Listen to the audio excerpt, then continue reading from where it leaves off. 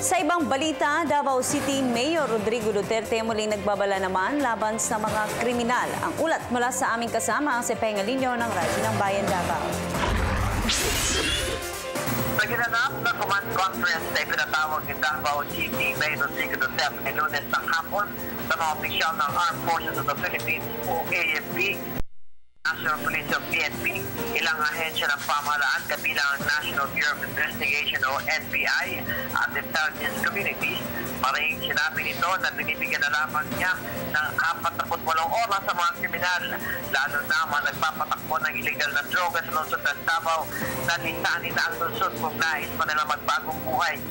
Ito ang babala ni Duterte dahil naman sa talamak na bentahan ng droga, hindi lamang sa iba't ibang lugar, maging sa Kamaynilaan na ayaw anya nito na matulad ng Davao City na mahirap naman itong malutas.